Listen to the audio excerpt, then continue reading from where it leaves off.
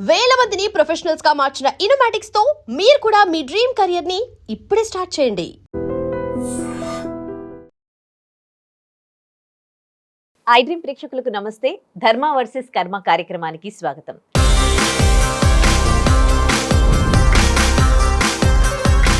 ఎప్పట్లాగే మన ఈ కార్యక్రమంలో మనతో ఉన్నారు ప్రముఖ ఆధ్యాత్మికవేత్త, త్రివణ గురుపీఠం హీలింగ్ కర్మ గైడింగ్ సోల్ వ్యవస్థాపకురాలు డాక్టర్ హరిత గోగినేని గారు.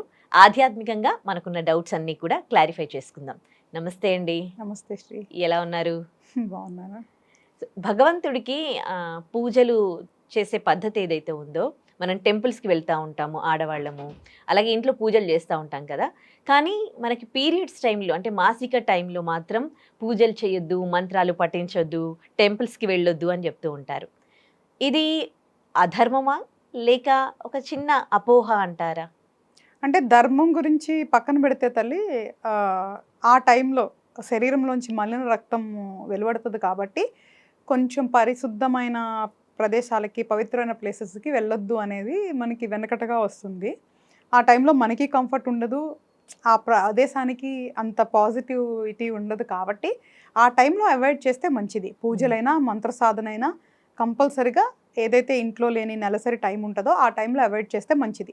అది అంటే అది దానివల్ల అధర్మము, చెడు ఇవన్నీ పక్కన పెట్టేస్తే రెండు సైడ్లు కూడా కంఫర్ట్ జోన్ కాదు కాబట్టి ఒక్క 4 రోజులు 5 రోజులు అవాయిడ్ చేస్తే మంచిది తల్లి. ఓకే. చాలా మంది మన చుట్టూ ఎంతో మంది ఉంటారు కదా, అందులో చాలా మంచి వాళ్ళు ఉంటారు, కొంతమంది అంత మంచి బుద్ధి కూడా ఉండని వాళ్ళు ఉంటారు. కానీ మంచివాళ్ళు చాలామంది చాలా కష్టపడుతూ ఉండడం చూసినప్పుడు భగవంతుడు అనేవాడు ఉన్నాడా? ఉంటే మరి అంటే చెడు చేయొద్దని భగవంతుడు చెప్తాడు. భగవంతుడు మనుషులకి ఇచ్చే మెసేజ్ ఏంటి? మంచిగా బతకండి, ఇతరులకు హాని చేయకండి అని. కానీ ఎంతోమంది మంచివాళ్ళు ఎంత మంచి పనులు చేస్తున్నా చాలా కష్టాలు పడుతూ ఉంటారు. మరి ఇదేంటి? ఇక్కడ శ్రీ ఎవరు దీన్ని డిఫైన్ చేస్తున్నారు వాళ్ళు మంచి వాళ్ళని? ఎవరు సర్టిఫికేట్ ఇచ్చుకుంటున్నారు అంటే నాకు అర్థం కాదు. చాలాసార్లు ఇదే ప్రశ్న అడుగుతారు. అంటే నాకు కూడా చాలామంది అడుగుతారు, మేము ఇంత మంచిగా ఉంటాం మాకెందుకు కష్టాలు అంటున్నారు కదా.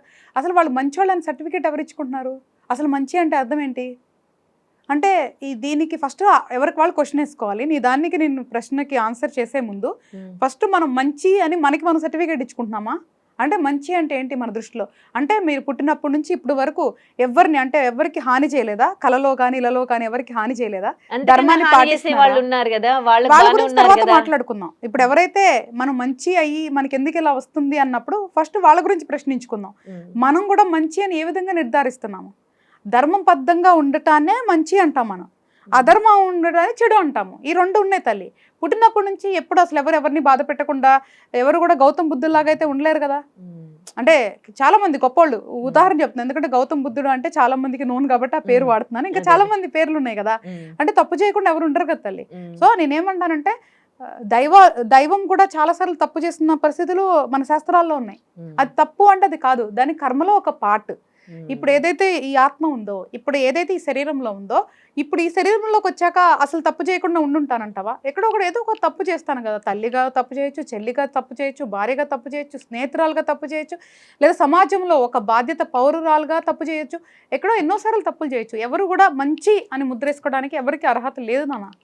మనం మంచి అనాలంటే ఎక్స్ట్రీమ్. ఇంకా వాళ్ళు అంటే కల్లో కూడా ఎవరికి కూడా అన్యాయం చేయకుండా నిరంతరం ధర్మాన్ని కాపాడుతూ నిరంతరం ధర్మబద్ధంగా ఉండేవాళ్లే మంచివాళ్ళమ్మ. దైవం కూడా కాదు, దైవానికి పూజలు చేసినా చేయకపోయినా ఎవరైతే ధర్మబద్ధంగా ఉంటారో, ఎవరికి హాని చేయరో వాళ్ళు మంచి వాళ్ళు అని అర్థం. అంతే తప్ప మంచోళ్ళు అని ఫస్ట్ ఆఫ్ ఆల్ ఆ ముద్ర వేసుకోవడం, ఆ సర్టిఫికేట్ వేసుకోవడం మాత్రం ఆపేయాలి. నాకు తెలిసి అయితే మానవుల్లో పుణ్యాత్ములు మంచి వాళ్ళు చాలా చాలా చాలా రేర్గా ఉంటారు. ఆ రేర్ కేసు గురించి మనం మాట్లాడుకోవటం అనవసరం. మనుషుల గురించే మాట్లాడుకుందాం, తప్పులు చేసే వాళ్ళ గురించే మాట్లాడుకుందాం. ఎందుకంటే మోస్ట్ ఆఫ్ ద కేటగిరీ దాంట్లోకే ఫాలో అవుతుంది తల్లి. తప్పులు చేయకుండా అయితే ఎవరు లేరు ఈ రోజు రేపు. అంటే అన్లెస్ నువ్వు అన్నట్లు సపోజ్ మీ మదరు ఇంట్లోనే ఉంటారు, ఆవిడ మార్నింగ్ లేచిన తర్వాత భర్తకి సేవలు చేసుకోవటం, పిల్లల్ని చూసుకోవటం, ఇంట్లో ఉండటం, ఏదో పూజలు పుణ్యాలు చూసుకొని ఎట్లా ఉంటారు. సో కొంతమంది హౌస్ వైఫ్స్, వాళ్ళకి మాత్రమే ఎక్కువ అవకాశం ఉంటుంది ధర్మాన్ని పాటించేది. ఎవరైతే ఉద్యోగంలో ఉంటారో, వ్యాపారంలో ఉంటారో, డెఫినెట్గా కొన్ని ధర్మాలు తప్పే అవకాశం ఉంటుంది. ఎప్పుడైతే బయటికి వెళ్తారో సోషల్గా సమాజంలో కొన్ని ధర్మాలు తప్పే అవకాశం ఉంటుంది. సో కాబట్టి మంచి అనేది తక్కువ శాతంలో ఉందమ్మా, ఎస్పెషల్లీ కలియుగంలో. ఇది పక్కన పెట్టేస్తే నేను మల్టిపుల్ సందర్భాల్లో కూడా చెప్పాను తల్లి, ఇప్పుడు కూడా చెప్తున్నాను. ఈ జన్మలో ఏం జరగాలి అనేది ప్రీ డిఫైన్డ్. ఈ జన్మలో నేను ధనవంతురాలుగా పుట్టాలా, పేదరికంలో పుట్టాలనేది ప్రీ డిఫైన్డ్. ఇప్పుడు నేను చేసే యాక్టివిటీస్ దీన్ని మార్చవు. ఇది నెక్స్ట్ ప్రోగ్రాము. ఇప్పుడు నాకు ఇచ్చిన ఈ అద్భుతమైన అవకాశాన్ని నేను వినియోగించుకుంటానా, దుర్వినియోగం చేసుకుంటానా అనే బట్టి నా మరు జన్మ కానీ ఈ జన్మ ఎండింగ్ కానీ నిర్ణయిస్తుంది. అంతే తప్ప ఇప్పుడు నేను బ్యాడ్ ఫెలోను కదా అని చెప్పి సడన్గా నా ధనం పోదు. అర్థమైంది? ఎందుకంటే నేను ధనవంతరాలుగా ఉండాలి అనేది నేను పూర్వ జన్మలో చేసుకున్న పుణ్యము, ఇంకో జన్మలో చేసుకున్న పుణ్యం వల్ల నేను ధనవంతరాలుగా ఉండాలని వచ్చింది. ఇప్పుడు అది ఎంతవరకు ఉంటుంది, ఎన్ని క్లాసుల తర్వాత అది బ్రేక్ అయింది అనేది అక్కడ ప్రోగ్రాము. సృష్టిని ప్రశ్నించడం అనవసరం అని నా ఉద్దేశం. అర్థం చేసుకోవాలి మనం ఏంటి, మనం ఎందుకు ఇలా పుట్టాం, మన కర్మ ఏంటి, మనం ఏం చేయాలి, మన పద్ధతులు ఏంటి, ఇది మాత్రమే ఫోకస్ చేయాలి. ఎప్పుడైతే నువ్వు వేరే వాళ్ళ గురించి ఆలోచిస్తున్నావంటే నీకు ఈర్ష్య ఉంది కదా, అప్పుడు ధర్మాన్ని ఎట్లా పాటిస్తావు, ఎలా మంచి. ఎప్పుడైతే ఆ మాట అంటున్నావో నేను ఇంత మంచిగా ఉన్నా, ఇప్పుడు చల్లగా అడుగుతారు కదా, నువ్వు కాదు నేను ఇంత మంచిగా ఉన్నా, నా కష్టాలు వస్తున్నాయి, వాడు తప్పు చేస్తున్నాడు, వాడు బాగున్నాడంటే అర్థం ఏంటి, నువ్వు ఈర్ష్యపడుతున్నావు కదా. ఎప్పుడైతే ధర్మం పాటిస్తారో, మంచి మనసు అంటే ఏంటో తెలుసా తల్లి, 10 మంది బాగుంటే చూసి ఆనందపడటం, అది మంచి గుణం అంటే. అరే వాడేంటి బాగున్నాడు, నేనేంటి బాగాలేదు అన్నప్పుడే ఫెయిల్ అయిపోయింది నీ వ్యక్తిత్వం. వ్యక్తిత్వం ఫెయిల్ అయిపోయింది. ఇంకా నువ్వు మంచిదనం ఏంటి, నువ్వు ఎంత ధర్మాన్ని పాటించినా నీ వ్యక్తిత్వం ఫెయిల్ అయిపోయింది కదా. సో ధర్మాన్ని పాటించడం పాటు మనకి వ్యక్తిత్వం కూడా ఉండాలి తల్లి.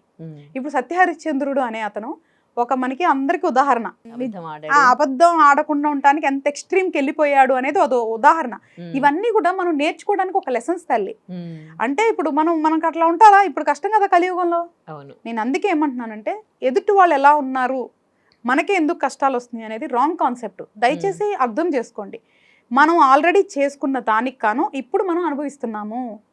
ఇప్పుడు మేల్కొనండి, ఇప్పుడు మంచిగా ఉండండి. నెక్స్ట్ మిమ్మల్ని చూసి, నెక్స్ట్ జన్మ మిమ్మల్ని చూసి వేరే వాళ్ళు బాధపడతారు. సో ఇప్పుడు మీరు వేరే వాళ్ళు చూసుకుని బాధపడద్దు. మీరు ఇప్పుడు మంచిగా బతికితే వచ్చే జన్మ మీకు అద్భుతంగా ఉంటుంది కాబట్టి వాళ్ళు మిమ్మల్ని చూసి బాధపడతారు. తల్లి, దైవం అనేది ఒక సిస్టాన్ని సృష్టించేసిందమ్మా. ఇప్పుడు ఆ సిస్టంలో అదే కర్మ అనే సిస్టమ్. మనం చేసుకున్న ఏదైతే ఉన్నాయో పనులు, దానికి ఫలితాలే ఈ జన్మ. ఎప్పుడు ఎలాగా మనం అనుభవిస్తున్నాం, ఏమేమి ఉన్నాయో అంతకు ముందు మనం చేసిన దానికి ఫలితాలను ఇప్పుడు మనం అనుభవిస్తున్నాం. ఇప్పుడు చేసేదానికి కొన్ని ఇప్పుడు అనుభవిస్తాము, మేబీ కొన్ని మంత్స్ ఆర్ ఇయర్స్ లేదా నెక్స్ట్ జన్మల తర్వాత అనుభవిస్తాము. ఇది ఒక సిస్టము. దాన్ని మనం ప్రశ్నించలేం, మార్చలేం. మనం నిమిత్త మాత్రులు మాత్రమే, అందులో అనుభవించే వాళ్ళం. అది సృష్టించింది భగవంతుడు, మనం మార్చలేము. దాని గురించి మనం ఎంత అనుకున్నా టైం వృధా. సో నేనేమంటాను, ఫస్ట్ దాన్ని ఏంటో అర్థం చేసుకొని దాన్ని అమలు చేద్దాము. సో భగవంతుడు అనేవాడు ఎలాగంటే ఒక తల్లిదండ్రి, ఒక స్నేహితుడు, ఒక ప్రేమికుడు కూడా కావచ్చు. సో నీకు ఒక అన్న కావచ్చు, తమ్ముడు కావచ్చు, అక్క కావచ్చు, చెల్లి కావచ్చు. సో నీకు ఒక బంధం లాగా భగవంతుడు. సో ఆ భగవంతుడికి ఎప్పుడైతే నువ్వు ఆరాధన చేసుకుంటావో, నువ్వు ఎప్పుడైతే నువ్వు సమర్పించుకుంటావో, కానీ ధర్మబద్ధమైన ఆరాధన ఉంటేనే భగవంతుడు నిన్ను కరుణిస్తాడు. మేబీ నువ్వు అన్నట్లు అప్పుడు చెడు కర్మలు తీసేస్తాడో, లేదా నీకు వరాలు ఇస్తాడో, గొప్ప గొప్ప ఇస్తాడో, నువ్వు చేసే పూజలు బట్టి, పద్ధతులు బట్టి ఉంటాయి తల్లి. ఓకే, అంటే భగవంతుడు అంటే గుళ్ళల్లో, ఇంట్లలో, మందిరాలలోనే ఉంటాడా, లేకపోతే మన మానసిక మన శరీరంలో ఉంటాడు, మన ఆత్మలో ఉంటాడా? చాలా మంది అంటుంటారు మనలోనే భగవంతుడు ఉంటారు అని. సో భగవంతుడు ఎక్కడ ఉంటాడు అసలు? మనకి ఒకటి ఉంది కదా తల్లి, మనకి విష్ణుది ఒక దాంట్లో ఉంటుంది, ఇందు లేడు అందందు గలడని సందేహము వలదు, ఎందెందు ఎతికినా అందెందు గలడు అని.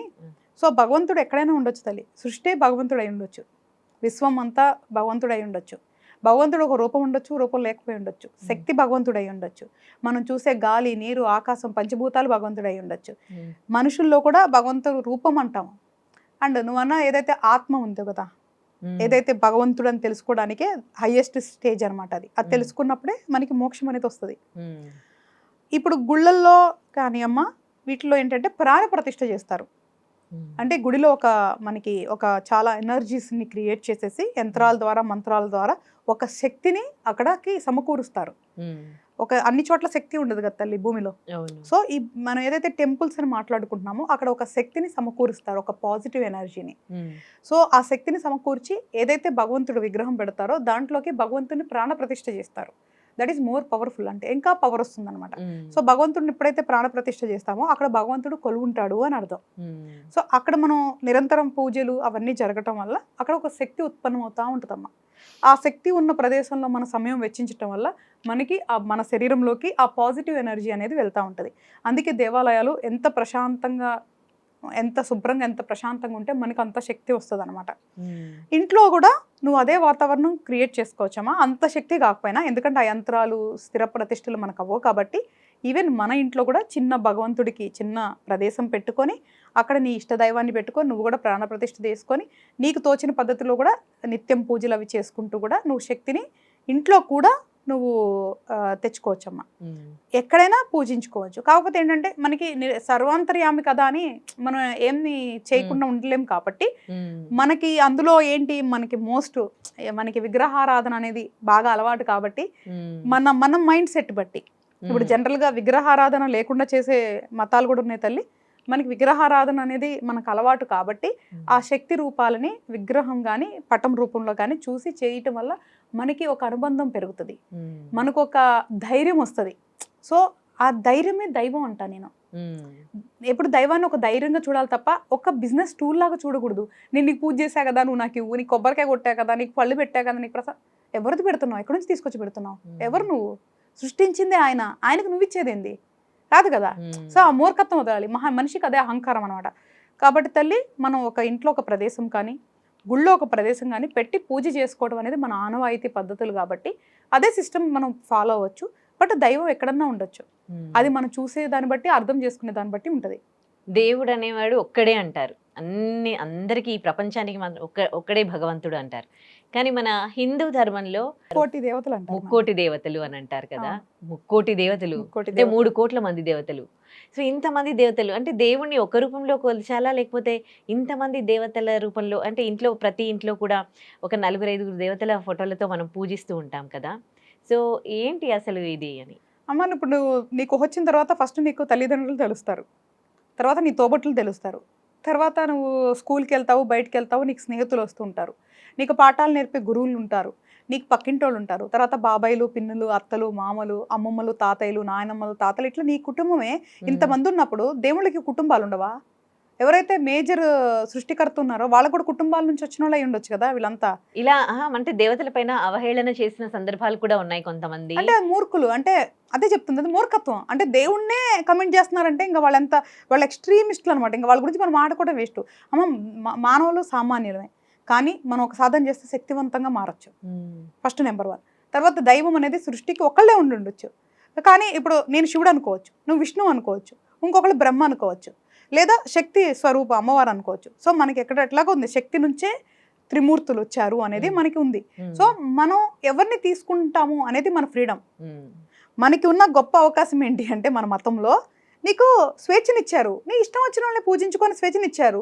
నువ్వు నన్నే పూజించు అని నిన్ను ఎక్కడ రిస్ట్రిక్షన్ చేయట్లేదు. అది మనకి చాలా గొప్ప అవకాశం కదా. అంటే ఎప్పుడైతే స్వేచ్ఛ ఉంటుందో నీకు భయం పోతుంది అని.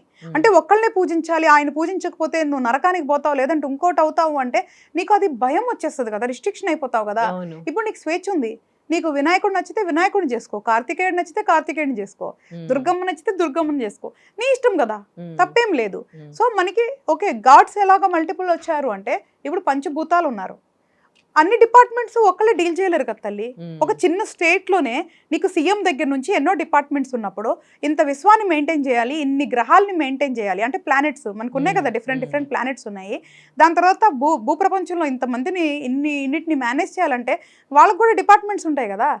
సో వాళ్ళందరూ దైవానికి సంబంధించిన ఫ్యామిలీస్కి ఇస్తారు కదా, సింపుల్ కదా తల్లి. సో క్వాలిఫైడ్ అని చెప్పి హ్యూమన్స్కి ఇవ్వరు కదా. సో ఆబ్వియస్గా శక్తివంతులైన దైవం సంబంధించిన వాళ్ళే ఉంటారు. అందుకనే మనకి చాలా మంది దేవుళ్ళు ఉన్నారు. సో చాలా మంది దేవుళ్ళు ఉంటే మనకి సమస్య కాదు కదా. సో ఫస్ట్ హిందువులు మనకి సమస్య లేనప్పుడు వేరే వాళ్ళకి సమస్య ఉంటే అది మన ప్రాబ్లం కాదు. హిందువులు ఎవరికైనా సమస్య ఉందంటే అది వాళ్ళు హిందువులే కాదు. Very simple. సనాతన ధర్మాన్ని మనం అడాప్ట్ చేసుకున్నాం హిందువులం. బేసికల్గా సనాతన ధర్మం అనేది ఈ సృష్టికి సంబంధించిన ధర్మం. దాన్ని హిందువులంగా మనం అడాప్ట్ చేసుకొని మనం సనాతన ధర్మాన్ని పాటిస్తున్నాం. సో సనాతన ధర్మం ఏమిటి అంటే నీకు స్వేచ్ఛనిస్తుంది, ప్రశ్నించే హక్కునిస్తుంది. సో భయం అనేది అవసరం లేదు, ప్రేమతో అభిమానంతో పూజించాలి దేవుణ్ణి, హక్కుగా అడగొచ్చు దేవుణ్ణి మనం. కాబట్టి మన దేవుళ్ళని మనం గౌరవించుకోవడం మన బాధ్యత. అలా ఎవరైతే గౌరవించలేరో వాళ్ళు హిందూసే కాదు అనేది నా ఉద్దేశం అనమాట. ఓకే. భగవంతుడు తప్పు చేస్తే శిక్షిస్తాడు అని అంటూ ఉంటారు. పెద్దవాళ్ళు చెప్తూ ఉంటారు. అండ్ చిన్న పిల్లలకు కూడా తల్లిదండ్రులు చెప్తూ ఉంటారు. అయినా ఏదైనా సందర్భాల్లో కూడా దేవుడు చూస్తూనే ఉంటాడు అని కొంతమంది బాధలు అంటూ ఉంటారు. సో నిజంగానే భగవంతుడు తప్పు చేస్తే శిక్షిస్తాడా?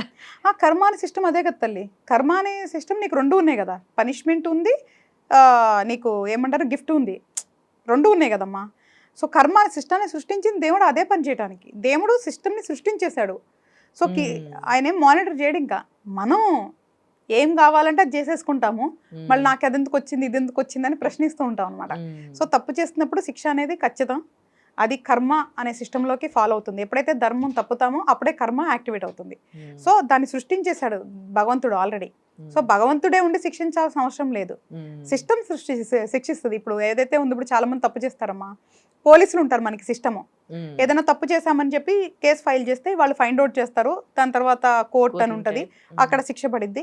Okay, it could be slow process, but there is a system to do it కదా. అలాగే ఇక్కడ కూడా భగవంతుడు అనే ఆయన సిస్టమ్ సృష్టించేశాడు. మనం తప్పు చేసినప్పుడు ఎప్పుడైతే అధర్మాన్ని తప్పుతామో కర్మ అనే దాంట్లోకి ఫాలో అయిపోయి మనం చేసిన దానికి తగ్గట్టుగా ఫలితాలు అనేది తిరిగి వస్తుంది అనమాట. సో తప్పు చేసిన వాళ్ళకి ప్రతి ఒక్కరికి శిక్ష అనుభవించాల్సిందే. ఇందులో ఎటువంటి ఏమంటారు అంటే ఇంకా డౌట్ పడాల్సిన, సందేహం పడాల్సిన అయితే అవసరం లేదు. ఇదైతే ఖచ్చితం. ఏదో ఊరికే చదువుకోనో ఏదో చెప్పట్లేదు. నేను చిన్నప్పటి నుంచి నేను చేసిన అధ్యయనం కానీ, నేను చేసిన రీసెర్చ్లో కానీ, అలాగా ప్రాక్టికల్గా నేను చూసిన చాలా ఎగ్జాంపుల్స్లో నాకు అర్థమైన విషయం అది. సో తప్పు చేసిన ప్రతి ఒక్కరు, తప్పు అంటే ఏంటి అంటే ధర్మాన్ని బ్రేక్ చేయటం అంటే అధర్మం. అప్పుడే కర్మ యాక్టివేట్ అవుతుంది. సో నా దృష్టిలో నేను మంచి అనుకోవచ్చు, నీ దృష్టిలో తప్పు అవ్వచ్చు. మన ఇద్దరు ఏమనుకుంటున్నాం అని కాదు, కాలం ధర్మం ఏమనుకుంటుంది అనేది ముఖ్యం. కరెక్ట్. అంటే భక్తిని మీరు ఎట్లా డిఫైన్ చేస్తారు? కొంతమందికి భక్తి ఉండదు, అంటే భగవంతుని అంటే భయంతో కొలుస్తున్నట్టుగా ఆ ఫీల్ ఉంటుంది. కొంతమంది ఇట్లా భక్తి పారవశ్యంలో మునిగిపోతూ ఉంటారు కొన్ని టెంపుల్స్కి వెళ్ళినప్పుడు. సో ఆ భక్తి కూడా భగవంతుడు ఇచ్చిందే కదా. సో భక్తి లేని వాళ్ళు కూడా వాళ్ళు హ్యాపీగా లైఫ్ని లీడ్ చేస్తారు కదా. ఏదైతే మనం దైవం అని మాట్లాడుకుంటామన్నా, దైవాన్ని ఎప్పుడూ కూడా ఒక ధైర్యం లాగా, ఒక బంధం లాగా చూడాలి. భయం లాగా అసలు చూడకూడదు. అదే మన ధర్మంలో ఉన్న గొప్ప విషయం అనమాట. ఎప్పుడైతే నువ్వు ఒక ఆప్యాయతతో ప్రేమతో చూస్తావో అదే బంధం దైవానికి మనకి మధ్య ఏర్పడుతుంది. అంటే అది నువ్వు పూజ ద్వారా చేస్తావా, మాట్లాడటం ద్వారా చేస్తావా, లేదా మంత్రసాధన ద్వారా చేస్తావా అనేది మనం ఎంచుకునే మార్గం బట్టి ఉంటుంది. కానీ ఫస్ట్ ఇక్కడ అర్థం చేసుకోవాల్సింది ఏంటి అంటే, నువ్వు పూజించినా పూజించుకున్నా ఎప్పుడైతే నువ్వు ధర్మం పాటిస్తావో వాళ్ళ దగ్గర దైవం ఉన్నట్లే. నువ్వు అంటే ఒకవేళ నువ్వు ఏతిష్టి కూడా అనుకో, నువ్వు అసలుకి నీకు దేవుడు అంటే నమ్మకం లేదు, కానీ నువ్వు ధర్మాన్ని పాటిస్తున్నావంటే దైవానుగ్రహం నీకు ఉన్నట్లే. ఫస్ట్ మనం గుర్తుంచుకోవాల్సింది ఏంటంటే, నువ్వు పూజలు చేస్తున్నావా, లేదు అంటే పెద్ద పెద్ద యాగాలు చేస్తున్నావా, లేదా దానాలు చేస్తున్నావా, లేదా దేవుడు గుళ్ళు కట్టిస్తున్నావా, విగ్రహాలు నువ్వు ఏదైనా ప్రతిష్ఠిస్తున్నావా, అన్నదానాలు చేస్తున్నావా, ధర్మాలు చేస్తున్నావా, ఏమి చేస్తున్నావు అనే దానికంటే ముందు నీ ఉద్దేశం ఏంటి అనేది ఫస్ట్ ముఖ్యం నాన్న. రెండోది నువ్వు ధర్మం పాటిస్తున్నావా లేదా అనేది ముఖ్యం. నువ్వు ధర్మం పాటించకుండా ఏమి చేసినా వృధా. ఇది ఫస్ట్ అర్థం చేసుకోవాలి మానవులు. ఎప్పుడైతే ధర్మం పాటిస్తావో నువ్వు ఏం చేసినా చేయకపోయినా దైవం నీతో ఉంటుంది. ఈవెన్ భగవద్గీతలో కృష్ణుడు కూడా అదే చెప్పాడు, ఎవరైతే ధర్మం పాటిస్తారో వాళ్ళతో నేను ఉంటాను అని. ఈశ్వరుడు కూడా ఎప్పుడు కూడా అదే చెప్పాడు ధర్మం గురించి. సో నువ్వు అటు ఎవ్వరు చూసినా దేవుళ్ళు ఎప్పుడు కూడా నిన్ను ధర్మాన్ని పాటించమన్నారు. ఎప్పుడైతే ధర్మం పాటిస్తారో వాళ్ళతో దైవం ఉంటారు. భగవద్గీత ఇండైరెక్ట్గా అదే చెప్తుంది నీకు. ఎప్పుడైనా కృష్ణుడు పాండవులతోనే ఉన్నారు, కౌరవులతో లేరు. ఎందుకంటే ఎక్కడో ఒకటి వాళ్ళ సైడ్ చిన్న అధర్మం ఉంది. ఎప్పుడైతే ధర్మం ఉంటుందో దైవం ఆటోమేటిక్గా ఉంటుంది. వాళ్ళు ఏం స్పెషల్గా చేయలేదు కదా కృష్ణుడిని మనం గెలుచుకోవడానికి. వాళ్ళు ఏం పెద్ద పెద్ద పూజలు యాగాలు చేసి కృష్ణుడిని గెలుచుకోవాలా. వాళ్ళ మనస్తత్వంతో, వాళ్ళ వ్యక్తిత్వంతో, వాళ్ళ ధర్మంతో గెలుచుకున్నారు. అలాగే మానవులు మనం కూడా మన వ్యక్తిత్వంతో, మన మనసుతో, మన పద్ధతులతో దైవాన్ని మనం గెలుచుకోవాలి. అలా గెలుచుకోవాలంటే ఫస్ట్ నియమం ధర్మాన్ని పాటించాలి. రెండోది మనకి ఒక మంచి వ్యక్తిత్వం ఉండాలి. వ్యక్తిత్వం అంటే ఏంటో చెప్పా కదా, ఇతరులను చూసి అసూయ పడకూడదు, ఎవరిని చూసి బాధపడకూడదు, అన్నెసరిగా ఆవేశాలు కోపాలు ఉండకూడదు, ఎవరికి ఏమి హాని చేయకూడదు, తెలిసి ఎవరిని బాధ పెట్టకూడదు. ఇది వ్యక్తిత్వం అంటే. అర్థమైంది కదా తల్లి? ఏదైతే మానవ ధర్మాలు ఉన్నాయో అట్లన్నిటినీ పాటించాలి. అప్పుడు నువ్వు పూజ చేసినా చెప్పినా దైవం అనేది నీకు తోడుగా ఉంటుంది. ఎప్పుడైతే ధర్మాన్ని పాటిస్తావో అప్పుడు నీ పూజలు మంత్ర సాధన ఎక్కువ ఫలితాన్ని ఇస్తాయి. మనని నెక్స్ట్ లెవెల్కి తీసుకెళ్ళటానికి ఉపయోగపడతాయి. తర్వాత ఇందాక నువ్వు అన్నట్లు ఎప్పుడైతే భయం ఉందో అక్కడ దైవం కానీ పూజ కానీ లేదంటే భక్తి కానీ లేదమ్మా. భక్తిలో ఎప్పుడు భయం ఉండదమ్మా, హక్కు ఉంటుంది. అందుకే నువ్వు చూడు, మనకి శ్రీరామదాసు కానీ వీళ్ళందరూ కూడా దేవుణ్ణి ఎప్పుడైనా ప్రశ్నించారు, ధైర్యంగా ప్రశ్నించగలరు. నువ్వు ఇందాకన్నావు చూసావా, తెలియని ఒక రకమైన ఆరాధనలో ఉంటారు. మీరాబాయి ఒక తెలియని ఆరాధనలోకి వెళ్ళిపోతారు కదా, అది వాళ్ళకి న్యాచురల్గా వస్తాము మన కనెక్షన్. ఎవరో ఫోర్స్ఫుల్గా తీసుకురారు. ఇప్పుడు నువ్వు ఉన్నావు తల్లి, మీ అమ్మ శివుడికి పూజిస్తుంటే మేబీ ఆవిడ నీకు ఆ దేవుడిని పరిచయం చేసినప్పుడు నువ్వు మొదట అదే దేవుడికి పూజ చేసుకుంటూ రావచ్చు. కానీ నీకు వచ్చినప్పుడు నీకు వేరే దేవుడు నచ్చి ఉండొచ్చు, నువ్వు వేరే దేవుడితో కనెక్ట్ అయి ఉండొచ్చు. అర్థమైంది కదా తల్లి? అప్పుడు ఆ దేవుడితో నీకు అనుబంధం ఎక్కువ ఉండొచ్చు. మన మనసుకు తెలుస్తుందమ్మా, మనకి ఏ దేవుడు ఇష్టం అనేది మన మనసుకు తెలుస్తుంది. ఆ దైవంతో దైవారాధన వల్ల మనకి వాళ్ళకి మధ్య అనుబంధం పెరుగుతుంది. ఇప్పుడు మన ఇద్దరం ఉన్నాం, మన ఇద్దరం స్నేహితులం. మనం తరచూ కలుస్తూ ఉండి చక్కగా మాట్లాడుకుంటూ ఉండి కొంత సమయం మనం కలిసి స్పెండ్ చేస్తున్నప్పుడే మన ఇద్దరి మధ్య బంధం పెరుగుతుంది. ఎప్పుడో ఒకసారి కలిసినప్పుడు ఎక్కువ ఎమోషన్ ఉండదు కదా. అలాగే దైవంతో కూడా నువ్వెంత దగ్గరగా ఉండి నువ్వెంత సమయం మనం కనుక స్పెండ్ చేస్తామో దైవానికి మనకి మధ్య అనుబంధం ఏర్పడేదానికి అవకాశం ఉంటుంది తల్లి. కానీ ఎట్ ఎనీ కాస్ట్ అన్నీ నువ్వేం చేసినా అల్టిమేట్లీ ధర్మాన్ని పాటించాలి. ధర్మాన్ని పాటించుకుంటే నువ్వు అది చేశాను ఇది చేశానంటే చెల్లదు. ఎప్పుడు దైవంతో ఎట్లా అనిపించాలంటే, ఇప్పుడు నేను ఉన్నాను తల్లి, నేను చాలా దేవుళ్ళని పూజిస్తూ ఉంటాను కదా, నేను అల్టిమేట్లీ నేను శివుడి బిడ్డనే ఫస్ట్ అనుకుంటాను. దాని తర్వాత నేను అందరి దేవుళ్ళకి ఆరాధన చేస్తూ ఉంటాను కదా, నాకు ఎమోషన్ అందరి మీద ఉంటుంది. అంటే అన్ని దేవుళ్ళ మీద అంతే ఎమోషన్ ఉంటుంది. ఇప్పుడు మనం ఉన్నాం తల్లి, మనకి తల్లిదండ్రుల మీద ఎమోషన్ ఉంటుంది. ఇందాక నీకు ఎగ్జాంపుల్ చెప్పా కదా, అక్క చెల్లెల మీద ఉంటుంది, స్నేహితుల మీద ఉంటుంది. అందరికి మనమే ఇంతమందికి ఎమోషన్ పెంచుతున్నాం కదా. అలాగే మనం కూడా ఎవరైతే ఒక దైవం అనుకున్నా కూడా మల్టిపుల్ దేవతలకి మనం ఎమోషన్ పంచొచ్చు. అది ఎట్లా అనిపిస్తుంది అంటేనమ్మా, ఎప్పుడైతే నువ్వు ఆ దేవుడికి కానీ ఒక దైవానికి కనెక్ట్ అవుతావు కదా, ఆ నామస్మరణలోనే నీకు అద్భుతమైన ఆనందం ఉంటుంది. ఒక తెలియని ఒక మైకం ఉంటుంది అనమాట. ఆ దైవంతో మనం సమయం వెచ్చించాలనిపిస్తుంది. సో దైవంకి సేవ చేసుకోవాలనిపిస్తుంది. ఒక్కొక్కసారి దైవం ఒడిలోనే సేద తీరాలనిపిస్తుంది. సో నీకు చాలా అద్భుతమైన ఆలోచనలు వస్తాయమ్మా. దైవం అంటే అలా ఉండాలి. నాకైతే అలాగే అనిపిస్తుంది శ్రీ. ఎప్పుడైతే నేను అమ్మవారిని ఎక్కువ ఉంటుంది కదా, ఇప్పుడు దశమహావిద్యల్ని నేను ఆరాధిస్తాను కదా, నాకు కలిగే ఫస్ట్ అయితే మాత్రం అమ్మవారిని చూస్తే నాకైతే ఫస్ట్ వాళ్ళ ఒళ్ళో పడుకొని సేద తీరాలనిపిస్తుంది. నాకైతే అలాగే అనిపిస్తుంది. అలాగా మనం దైవాన్ని చూసే దాన్ని బట్టి ఉంటుందమ్మా. దైవం అంటే భయం కాదు, ఏదో ఒక కట్టుబాటు కాదు, ఒక భయంకరమైన బంధం కాదు, ఒక తీయని అనుభూతి. దైవం అంటే ధైర్యం. అసలు అంటే నువ్వు ఎప్పుడైతే ఒక దైవారాధన చేస్తావో ఆ దైవం నీతో ఉంది అని అనిపిస్తుందో ఆ ధైర్యం వేరు. ఎక్కడ ధర్మం తప్పాల్సిన అవసరం లేదు తల్లి. మంచిగా బతకాలి అంటే ధర్మం తప్పాల్సిన అవసరమే లేదు. ధర్మాన్ని పాటిస్తూ కూడా చాలా అద్భుతంగా బతకొచ్చు. ఎందుకంటే అప్పుడు నీకు దైవం తోడుంటది కాబట్టి. ఎప్పుడైతే ఈ సృష్టి కర్త ఎవరైతే ఈ సృష్టిని నడిపిస్తారో ఆ దైవం నీతో ఉన్నప్పుడు ఇంకెందుకమ్మా అసలు మనం భయపడాలి? ఓకే, మీరు ధర్మాన్ని ఫాలో అవుతే చాలు భగవంతుని పూజించినట్టే ఆరాధించినట్టే అంటున్నారు కదా, మరి అలాంటప్పుడు ఈ పూజా విధానాలు ఇవన్నీ ఎందుకు పెట్టారు? కొబ్బరికాయ, హారతి కర్పూరాలు, ఈ ఊదులు అవి ఎక్కించడాలు, ఈ పూజా విధానం అనేది ఎందుకు వచ్చింది హిందూ ధర్మంలో? అమ్మా ఇప్పుడు అవి సైంటిఫిక్ పద్ధతులు ఉన్నాయమ్మ. మన దాంట్లో ప్రతి దానికి ఒక సైంటిఫిక్ పద్ధతి ఉంది. రోజు ఇంట్లో దీపం పెడితే పాజిటివ్ ఎనర్జీ. సో ఎప్పుడైతే అగ్ని అనేది ఉంది కదమ్మా, ఇప్పుడు మనం పూజలు చేస్తాం కరెక్టే. నువ్వు దైవాన్ని నువ్వు పూజించేదానికి మనకు ఒక ఏదైతే పద్ధతి ఉందో అది సైంటిఫిక్గా ఉంది. దైవాన్ని మనం కొలిచే పద్ధతిగా మనం సృష్టించుకున్నాం. అంటే దైవం దానికి ప్లీజ్ అవుతుంది అనేది మనకు ఆల్రెడీ ఒక పద్ధతి నేర్పించున్నారు. ఇప్పుడు నువ్వు మీ అమ్మ అంటే నీకు ఇష్టం తల్లి, నువ్వు లేదా మీ అక్కో మీ స్నేహితురాలు ఎవరైనా తీసుకో, వాళ్ళ ఇష్టము, వాళ్ళ బర్త్డేస్ గిఫ్ట్స్ ఇస్తావా?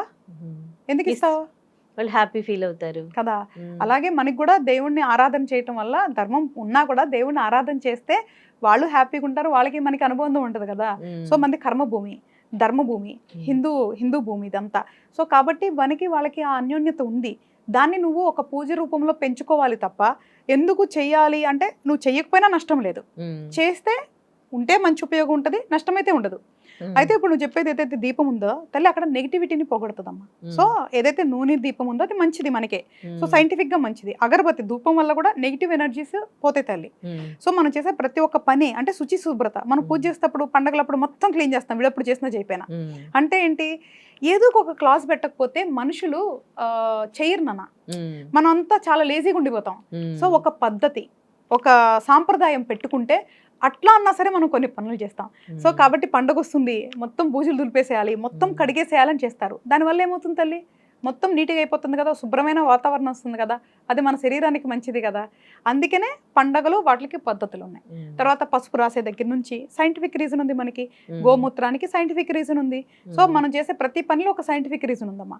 సో కొబ్బరికాయ కొట్టేదానికి కూడా ఒకటి ఉందమ్మా, కొబ్బరి నీళ్లు అనేది మనకి చాలా పవిత్రంగా ఏర్పడతాయి.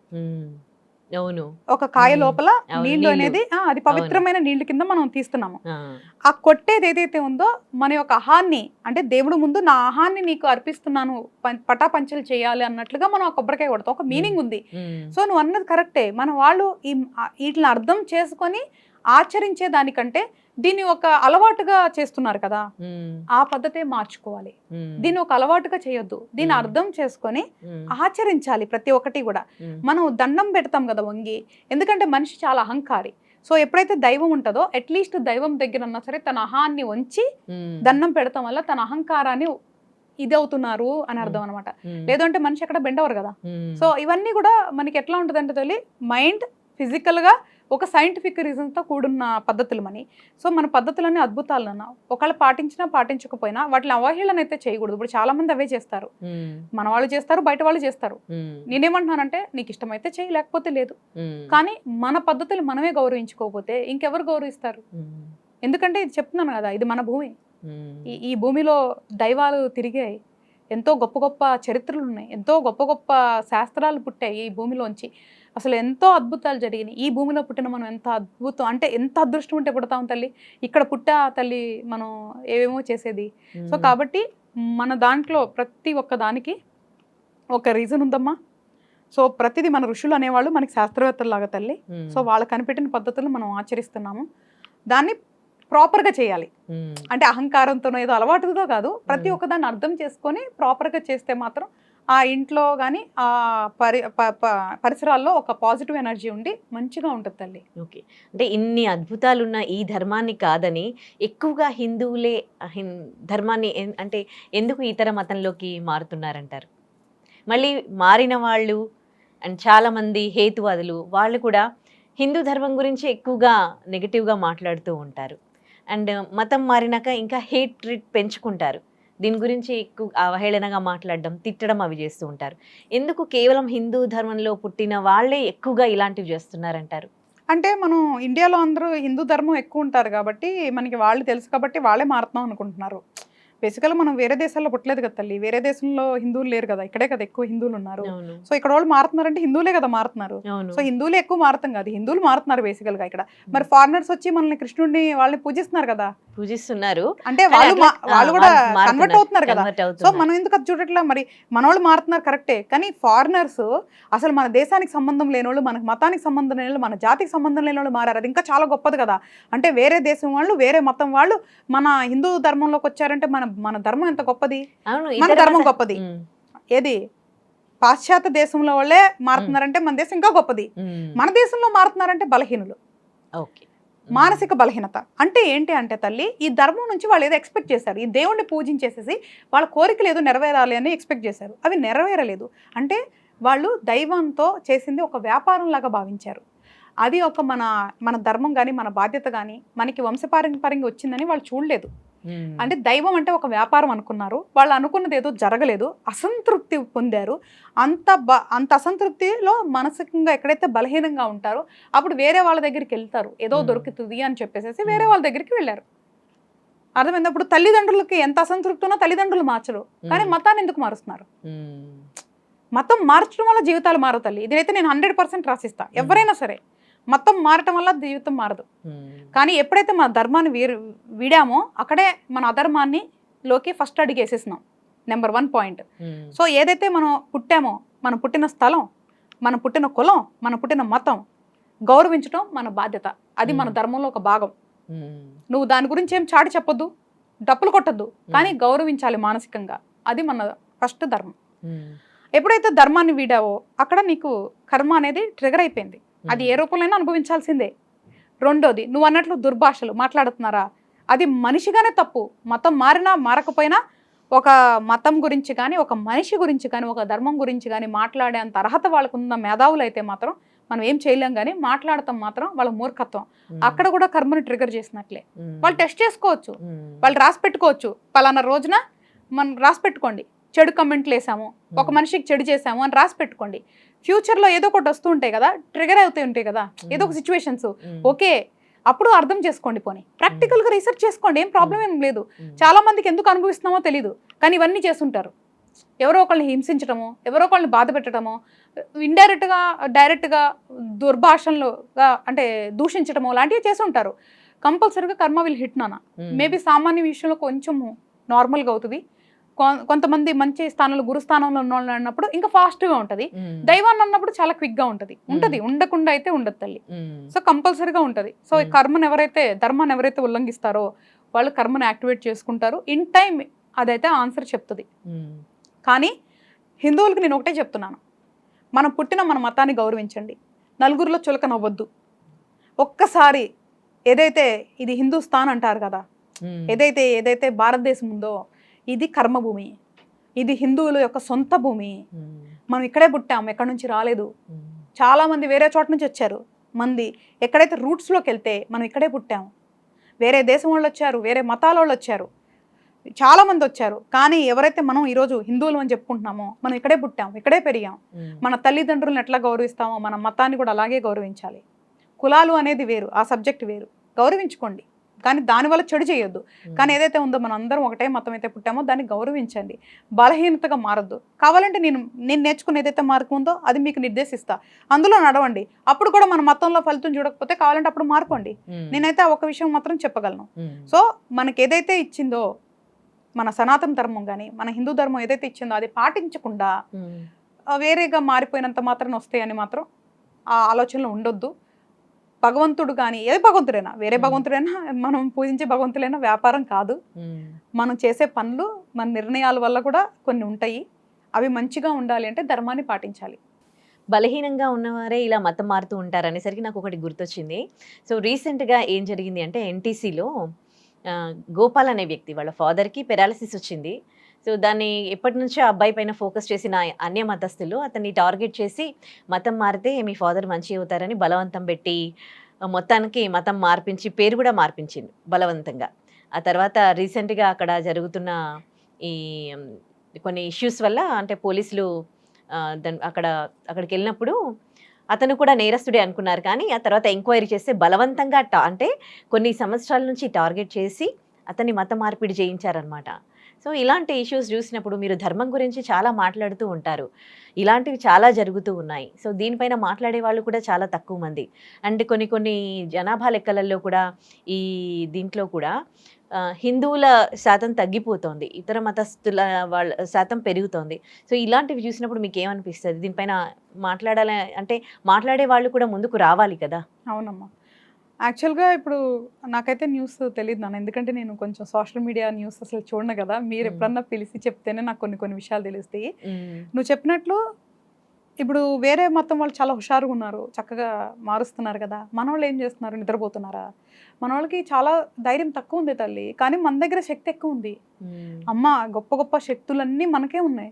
మనం సాధన చేసి శక్తులు తెచ్చుకుంటే అసలు ఎవరేం చేయలేరు మన దగ్గర. ఇది మన భూమి అంటున్నా నేను, ఇది మంది అంటున్నా నేను. నీ ఇంట్లో నువ్వు ఎట్లా హక్కుకుంటున్నావో మన భూమి మీద మనం అంతే హక్కుగా ఉండాలి. ఇట్లాంటి జరుగుతున్నాయి అంటే ఇది ఎట్లా అంటే సామాన్యుడు మేబీ చేయలేకపోవచ్చు తల్లి, బట్ డెఫినెట్గా ఇలాంటివి మనం దృష్టిలో పెట్టుకొని ఇప్పటి నుంచైనా మేల్కోమంటున్నాను నేను. అందుకే ఇప్పుడు నువ్వు చెప్పింది ఏదైతే హిందువులందరినీ మేల్కోమంటున్నా. మన భూమిని, మన కుటుంబాన్ని, మన ధర్మాన్ని మనం కాపాడుకోవాలి, మన హక్కుల్ని మనం కాపాడుకోవాలి. అందుకే తల్లి ఎప్పుడైతే ఇప్పుడు కలియుగం అనేది చెడుగా అయిపోవటం అనేది విధిలో ఆల్రెడీ పాట్నానా. ఎప్పుడైతే నువ్వు చూస్తే మనకు ఆల్రెడీ సనాతన ధర్మంలో ఉందమ్మా, యుగాల గురించి ఉంది కదా తల్లి. భగవద్గీతలో కూడా కలియుగం గురించి ఉంది. కలియుగం అంతంలో దైవము మళ్ళీ అవతరించి ముగిస్తాము అని చెప్పారు కదా. చెడు ఎట్లా ఉంటది, ఎలా జరుగుతుంది, ఇవన్నీ కూడా రాసే ఉన్నాయమ్మా, అందుకే జరుగుతున్నాయి. కానీ అలాగే ఆ టైంలో కూడా కొంతమందిని దేవుడు అంటే నేను అనుకో, చాలా మంది గురువులు అనుకో, మన హిందూ ధర్మాన్ని కాపాడటానికి ఇప్పుడు కూడా మాట్లాడుతున్నాం కదా, మన ప్రయత్నం మనం చేస్తూనే ఉన్నాం కదా. సో బురద చల్లే వాళ్ళు చాలా మంది బురద చల్లుతూనే ఉంటారు, మన ప్రయత్నాలు మనం చేయాలి. సో కానీ ప్రతి ఒక్కళ్ళు కూడా బాధ్యతగా తీసుకోవాలి. అంటే దీనికోసం ఒక లైఫే డెడికేట్ చేయాల్సిన అవసరం లేదు. ప్రతి ఇంటి నుంచి ప్రతి ఒక్కళ్ళు కూడా మన ధర్మాన్ని, మతాన్ని కాపాడుకోవడానికి ఏమేమి చేయాలో అవన్నీ కూడా చేయాలి తల్లి, ఏదో ఒక రూపంలో చేయాలి. అండ్ రెండోది, నిజంగా ఒక విషయంలో నరేంద్ర మోడీ గారు వచ్చిన తర్వాత మేబీ ఆయన పొలిటికల్గా చేస్తున్నారా ఇంకో రకంగా చేస్తున్నారా పక్కన పెడితే, ఆ ఒక్క విషయంలో చాలా సంతోషంగా ఏంటంటేనమ్మా, ఈరోజు ఎంతో కొంత హిందుత్వాన్ని ఎంతో కొంత ఎంకరేజ్ చేసి మన రామాలయాన్ని కానీ కట్టి ఎంతో కొంత ఒక ధైర్యాన్ని, ఒక వెన్నులో అబ్బా ఎంతో కొంత ధైర్యాన్ని ఇచ్చారు కదమ్మా. సో అందుకు నాకు ఆయన అంటే చాలా రెస్పెక్ట్ ఉంటుంది. మేబీ ఇంకా చేయొచ్చు ఆయన కూడా, ఇంకా చెయ్యొచ్చు, ఇంకా చేయకూడదని ఏం కాదు. ఈవెన్ కాశీ ఉంది కదా తల్లి, నువ్వు కాశీలో వెళ్తే చాలా ప్రదేశాలు చాలా వేరే వేరే మతాల వాళ్ళు ఉంటారు. అక్కడ మన టెంపుల్స్ ఏ వ్యవస్థలో ఉన్నాయో చూస్తే నేనే చాలా బాధపడ్డాను. అప్పుడు నేను ప్రశ్నిస్తాను దేవుణ్ణి, ఏం చేస్తున్నావు నువ్వు అని. అప్పుడు నాకు అనిపిస్తుంది నేనేమన్నా చేయాలి అని చెప్పి. అలాగే ప్రతి ఒక్కళ్ళు అనుకుంటే అవుతుందమ్మా. ఒక్క మనిషితో ఏది జరగదు తల్లి. అందరూ కలిసికట్టుగా మనం ఏదో ఒకటి చేస్తేనే జరుగుతుంది. అందుకే చెప్తున్నాను, హిందూ మతం వాళ్ళు ఇప్పటికన్నా మేలుకొని మన మతాన్ని ధర్మాన్ని కాపాడుకుంటే మన ఉనికి అనేది ఉంటుంది. లేదు అంటే కాలాంతరం వెళ్ళిపోతూ ఉంటుంది. ఎంతవరకు వస్తారు తల్లి, ఎంతమంది పుట్టుకుంటూ వస్తారు. సో మాట్లాడాలనిపిస్తుంది నాకేం భయం ఉండదు. నేనైతే ఇప్పుడు మీరు ఎప్పుడన్నా పిలిచినా ఏ టాపిక్ అయినా నేను మాట్లాడతాను. నాకు అసలు భయం అనేది ఉండదు. అలాగే ఎవరు భయపడాల్సిన అవసరం లేదు. ఎవరికైతే వేరే ఉద్దేశాలు దురుద్దేశాలు ఉంటాయో వాళ్ళు మాట్లాడరు. మోస్ట్లీ రాజకీయ నాయకులు ఎక్కువ మాట్లాడరు. ఎందుకంటే వాళ్ళకి అన్ని ఓట్లు కావాలి కదా, అన్ని మతాల ఓట్లు కావాలి కాబట్టి వాళ్ళకి దమ్ము ఉండదు మాట్లాడటానికి. కాకపోతే సామాన్యులు హిందూ ధర్మాన్ని నమ్ముకున్న వాళ్ళైతే మాట్లాడొచ్చమ్మా. కానీ మాట్లాడటం కాదు, బలాన్ని పెంచుకోవాలి మనలో. ఎప్పుడైతే బలం పెంచుకొని అందరం కట్టుకలుసుగా ఉంటామో ఎవరేం చేయలేరు. మనకి చిన్నప్పుడే ఒక చిన్న స్టోరీ ఎక్స్ప్లెయిన్ చేస్తారు, గుర్తుందమ్మా? అన్నదమ్ములు కొట్లాడుకుంటుంటే ఒక తండ్రి స్టిక్స్ ఎవరు ఇచ్చేయలేరని, సింగిల్ గా అయితే అదే అవన్నీ స్టోరీస్ కూడా మనకి కొన్ని మోరల్స్ నేర్పిస్తాయమ్మా. అందుకనే నేను కూడా ఇప్పుడున్న యువత కంపల్సరిగా వాళ్ళ లైఫ్ స్టైల్ ఎట్లా ఉన్నా కూడా, ఇప్పుడు జెన్జీ కానీ నెక్స్ట్ వచ్చి ఆల్ఫా కానీ, వీళ్ళందరినీ కూడా ఏమంటున్నానంటే మన హిందూ ధర్మాన్ని ఏదైతే ఉందో కొంత పాటించి కొన్ని అవగాహన పెంచుకొని మీరు లైఫ్ని ఎట్లా ఎంజాయ్ చేసుకోండి. మన మతాన్ని పాటించి అనుసరించి గౌరవించాలి అనేది మాత్రం నా యొక్క విన్నపమో కోరికో అంతే. ఓకే. సో ఇలా ధర్మాన్ని కాపాడడానికి కొంతమంది ముందుకెళ్తున్నప్పుడు మీరు బన్ మస్కా ఇష్యూ కూడా వినే ఉంటారు.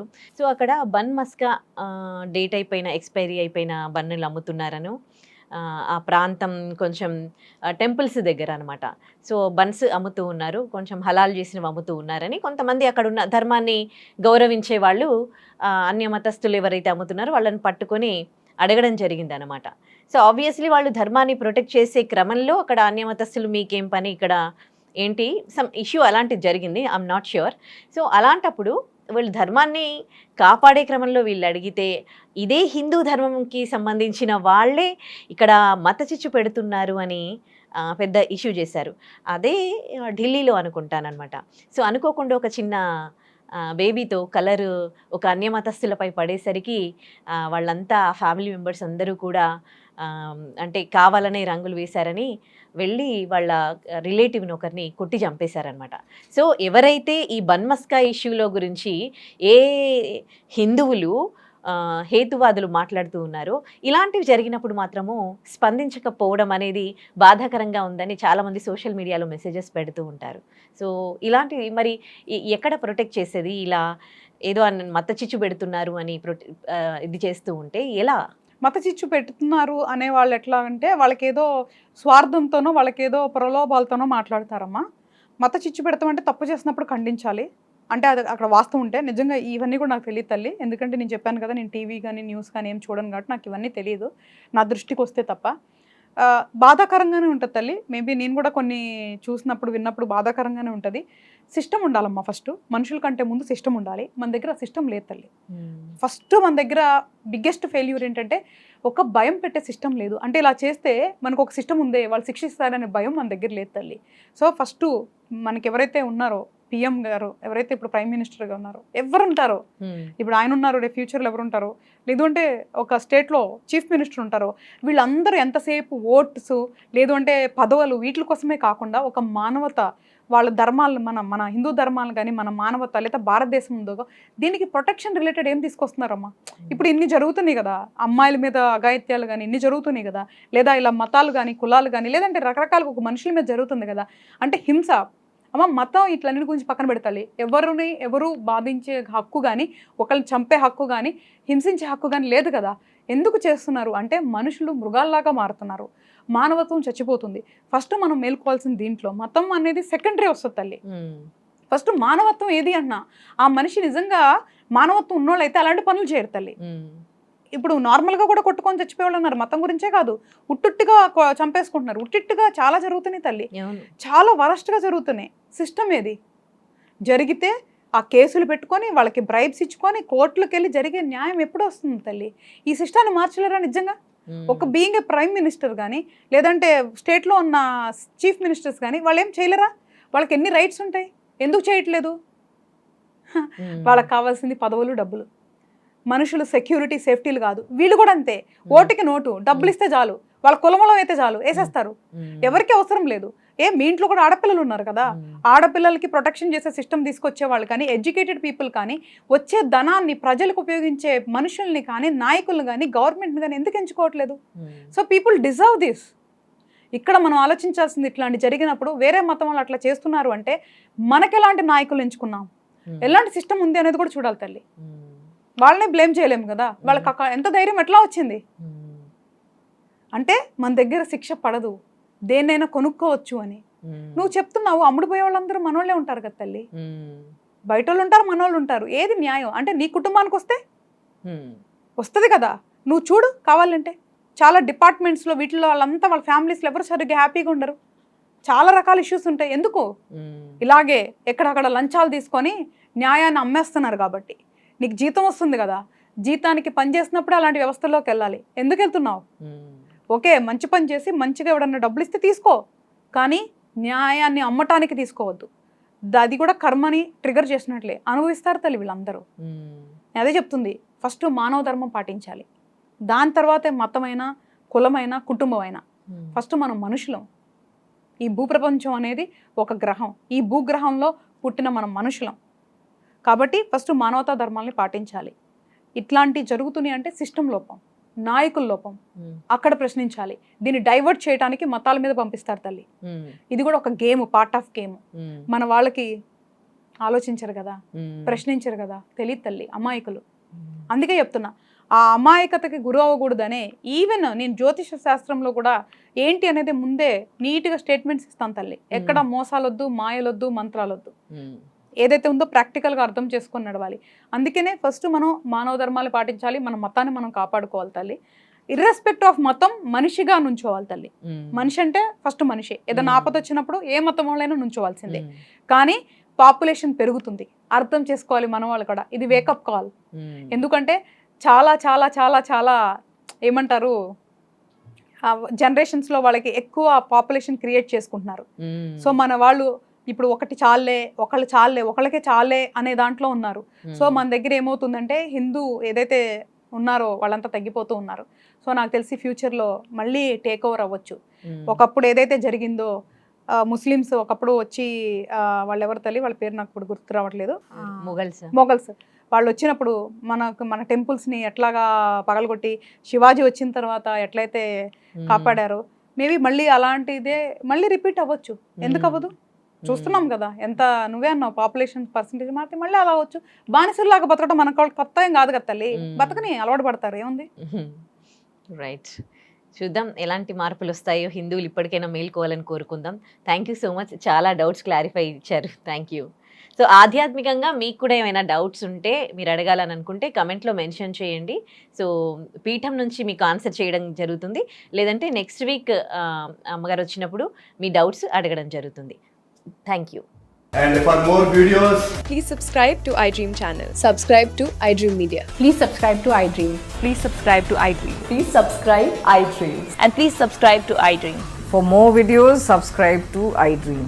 please like, share and subscribe to the channel. Congratulations, iDream. Subscribe to iDream. Subscribe to iDream. So subscribe to iDream Media. iDream team అందరికి huge congratulations. Please subscribe iDream Media. Please subscribe to iDream. Subscribe iDream. Please subscribe to iDream. iDream అంటే నా కళల ఛానల్ను subscribe చేసుకున్న నోరు తిరుగుతలేదు, మీరైతే గంట గుర్తు కొట్టండి. For more such videos, please subscribe to iDream. Subscribe to iDream. Please subscribe to iDream. Please subscribe iDream Media. Please do subscribe to iDream. Please subscribe to iDream Media. For best entertainment and information, please subscribe iDream. And don't forget to subscribe to iDream.